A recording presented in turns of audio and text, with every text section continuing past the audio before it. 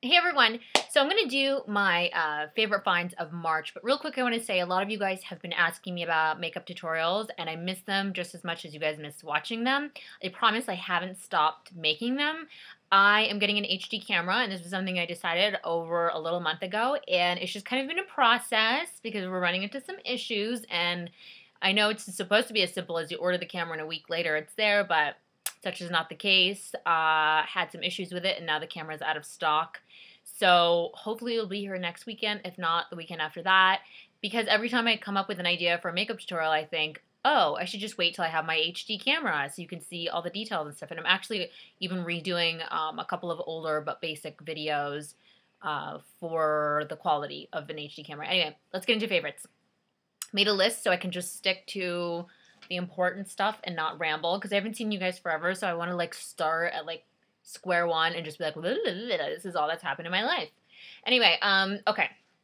First of all, what I have on my nails, this Nude nail polish by Urban Outfitters. It's called Nude 5. Yep. Anyway, it's what I have on my nails right now, and it is the perfect nude. I have lots of nude nail polishes, been a nude nail polish freak forever, and I don't think anything looks better on toes. I've said it before. I'll say it again. Nude nail polish makes feet sexy. Now this nude is like the truest nude that I own. It was $5 at Urban Outfitters. At that time, they had a sale going on 2 for $8, so you can get them for $4. Lasted me a good long time. I don't do a base coat, no top coat, 2 coats, and that was it. A lot of the nudes that I own are like pink based, brown based, orange based, and I love them and they look great, but this is the truest like fleshy nude that I've ever found. And I don't have Essie's barefoot and topless, topless and barefoot, naked and running around, whatever it is. But I can't get my hands on it, so I can't compare this to the Essie's color. I don't know. I know a lot of people are talking about that. Would like to get my hands on it. But if you are a nude nail polish lover, you have to have this color. At $5, even when it's not on sale, you can't beat that. And I also love Katy Perry's Teenage Dream over this. Like, could totally be worn for a special occasion and still look girly, but adult. I bought that nail polish and I couldn't figure out how to wear it without looking like I'd been attacked by a craft store until I put it over a nude nail polish. It doesn't have to be that nude. It can be any nude. So I love Katy Perry Teenage Dream over that. Okay, next. So I'm loving Revlon's matte lipstick in pink Pout.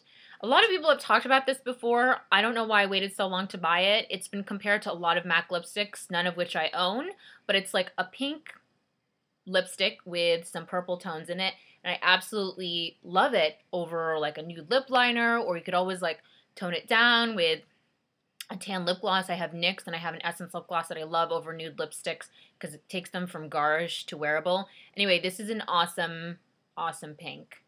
Okay, next couple of things. I am a person that's really into masks, and I always have been. There's always been this like luxurious appeal about masks, even if it's like a $3 Freeman from the store. Well, I have 2 that I don't see talked about a lot, and I'm going to mention, and I encourage you to go read reviews before you might take my word for it. I'll go with the expensive one first. The expensive one is Boscia, and I think that I'm pronouncing it right, and it's called the Luminizing Black Mask, and it is literally a black mask that goes on your skin, and when it dries, you peel it off. Let's see. See? And here's the thing. I've always loved peel-off masks, but the first time I ever used this, I knew there was something special about this. There's something that's done about this peel-off mask that's different than everything else I own because it goes deeper. Peel-off masks will make your face look amazing. Even after you can see like the results instantaneously. You take it off and it's like that whole, like all this gunk and stuff comes out of your face.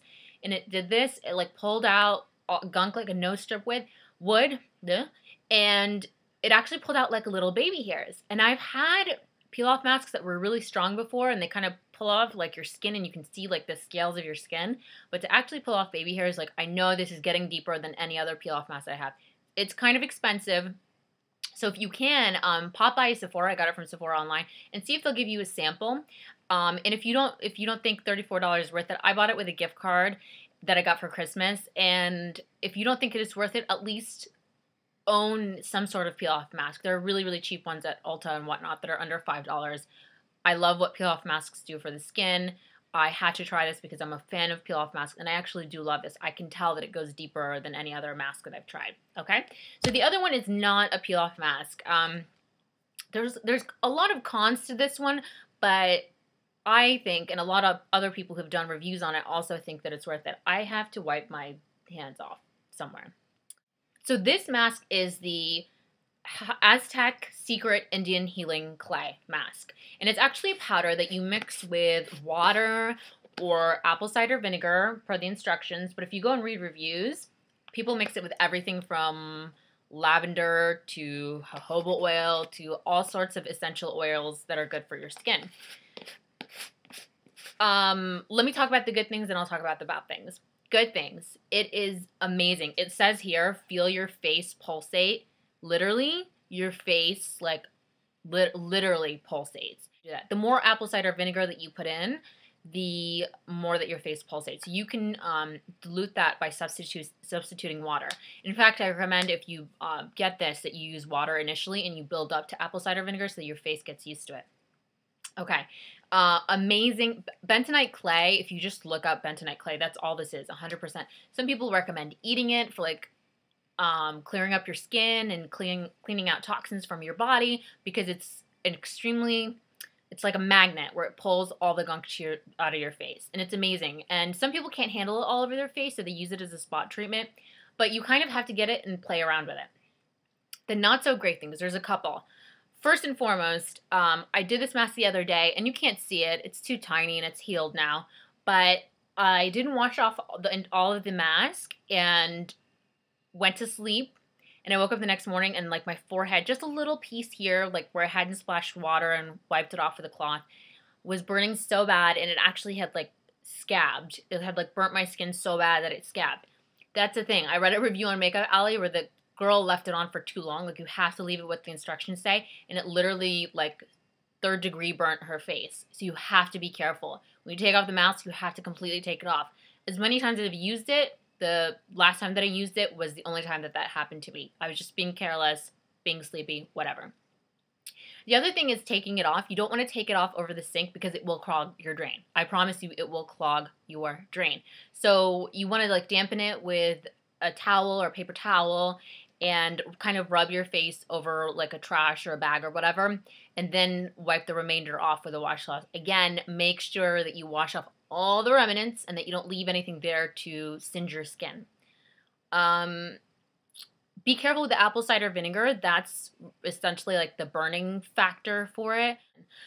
You guys have to, I mean, honestly, I could sit here and probably do an entire video about this, but so many people have written about it. Go through, in fact, I'll put the link to the Makeup Alley reviews, and that should help you at least get ideas into what people do and whatnot, but I definitely highly recommend that you start slow. Found this at Whole Foods. It was under $10. The apple cider vinegar, the apple cider vinegar that I mixed in with it is Bragg's organic apple cider vinegar. Got that at Vitamin Shop, under $5, more like $3 or $4. Anyway, love this stuff. Highly recommend it. It's great for problematic skin, and even if you can't use it all over your face, you can still use it as spot treatment. It's amazing. So that's it for masks. What else? Oh. Okay, this Vaseline Cocoa Butter Vitalizing Gel Body Oil. If you guys saw my video on Sexy Summer Skin, how you use, like, baby oil gel and bronzer to, like, when you're wearing, you know, shorts or skirts or dresses, special occasions or what have you, or if you're wearing something maybe that's off the shoulder, absolutely love this. This is actually better than the baby gel because the baby gel is quite thick, so this actually absorbs into your body better, much better for me. So instead of just sitting on the surface and creating that shine, it gets absorbed, so it moisturizes and it gets that shine. Absolutely love it. You need such a tiny amount, just like the baby oil gel. You need such a small amount. So I've substituted my regular, like, moisturizing, what I used to moisturize my legs and stuff with this, and I love it. I have a quick tip for you guys if you made it this far to this video. Something that has been saving me a lot of product, and you can do it with a lot of things. Here's my Origins concealer and neutralizer. You guys know that I love this. Here's the tip. Take out stoppers from your makeup products. I took out the stopper, and I cannot believe how much product came out. I was literally to the end, and I wasn't getting anything on the doe foot brush. There was nothing coming out, and I just had this, like, wacky idea. I was like, why don't I just take out the stopper? I took out the stopper and I have so much to take me at least another few months.